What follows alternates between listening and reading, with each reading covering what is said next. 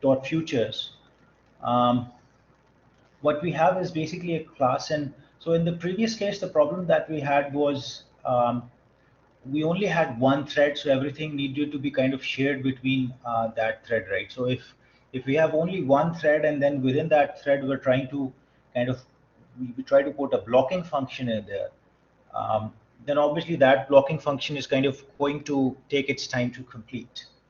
Um, but one workaround to that is we could kind of put our different tasks in different threads, and that's what kind of this executor class basically allows us to do. And there are two kind of subclasses of this, as we discussed yesterday. So the thread pool executor and then the process pool executor. So we're going to be using the thread pool executor. So this is because this is for IO bound workloads, right? So we basically have something that is kind of like an IO bound workload. We're kind of simulating that.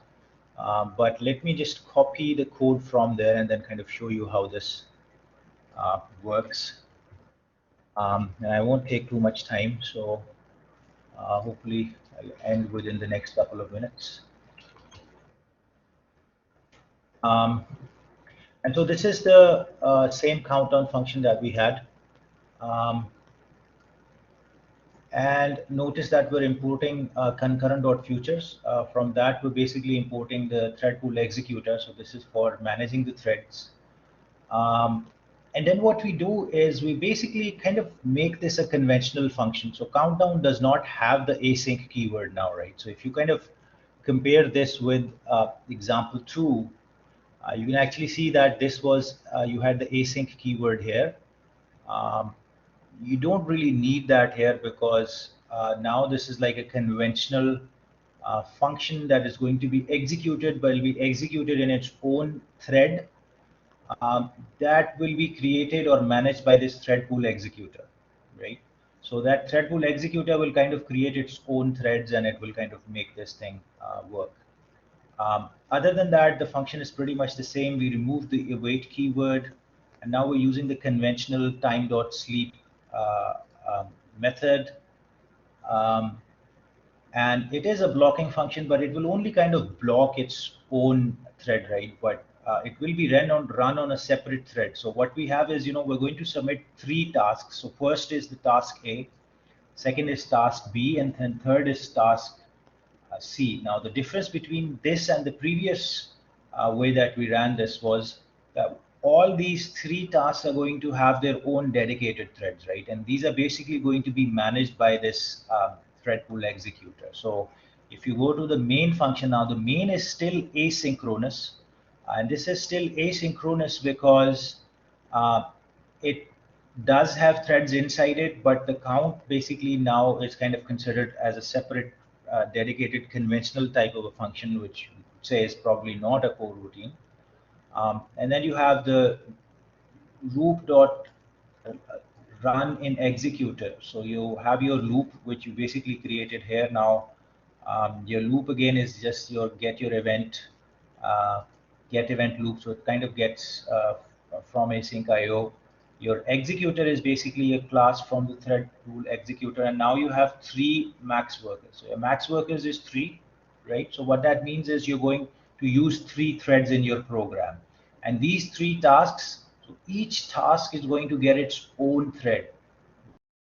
So you have, you can now use this blocking function because it's only going to kind of delay subsequent tasks of the same kind of thing, but it's not going to affect these other tasks because these tasks have their own workers. And so once you kind of run this, this actually will pretty much run, I guess, in the same amount of time as the previous example, which was using the async io.sleep coroutine. So let's run this and see what happens.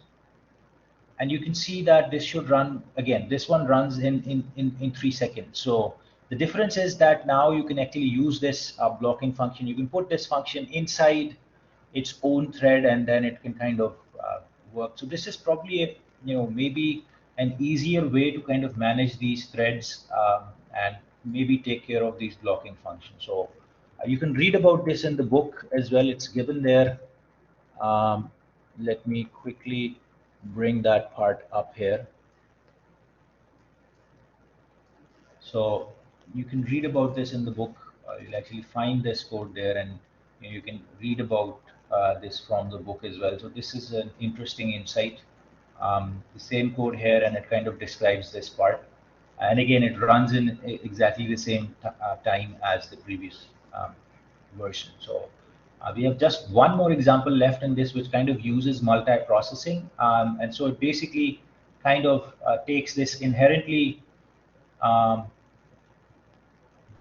task and tries to use multi-processing to kind of make it work. So maybe we look at this in class next time, but I guess up till this example is so example 5 is basically sufficient for the lab. So if you have time, maybe go through this, and later today I'll maybe post some lab questions that will probably help you work out these tasks as well. Okay, so just maybe like small multiple choice type of questions. I'll try to share those today so you can work on them and um, maybe reinforce the concepts that you looked at here. So sorry for going maybe 5 minutes over time, um, and thank you for coming to class. So I'll see you guys tomorrow in lecture. Okay, thanks a lot.